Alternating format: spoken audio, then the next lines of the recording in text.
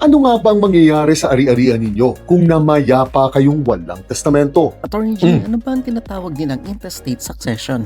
Ang intestate succession or legal succession, ang batas na sinusunod sa bansang ito kung paano hahatiin ang ari-arian mo kung namayapa kayo habang nangyayari ang alinman sa mga sumusunod na ito. Una, no will. Dahil karaniwang hindi pinag-uusapan ang kamatayan o kayamanan sa ating hapagkainan at dahil karaniwang pakiramdam ng mga matatanda na masyado pa raw maaga para sila ay maghanda, ang madalas na nangyayari sa bansang ito ay namamayapa na lang tayo na walang nakahandang testamento. At maniwala kayo na madalas pa rin mangyari ito kahit ubod na ng yaman ng namatay na tao. Ang pangalawa ay void will. Dahil ang karamihan sa atin ay hindi marunong gumawa ng tamang testamento o kaya naman dahil sa pagtitipid ay hindi tayo kumukuha ng matinong abogado. Gumagawa tayo ng mga hindi naaayon sa batas na dokumento. At ang kadalasang ginagawa natin dito ay yung gumagawa tayo ng huling habilin na either computerized or typewritten. Ngunit hindi naman ito notaryado at walang testigo. O kaya naman yung gumagawa lang tayo through email sa pag-aakalang pwede na ito. Ang pangatlo, ang unupdated will.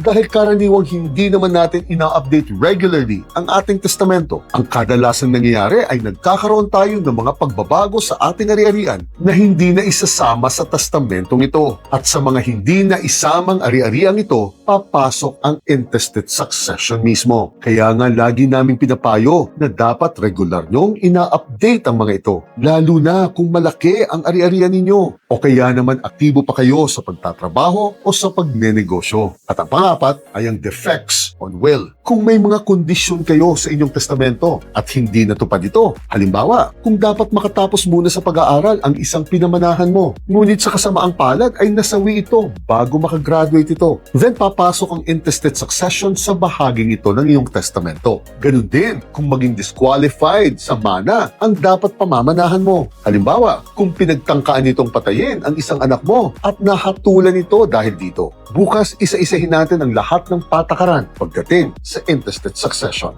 Gina.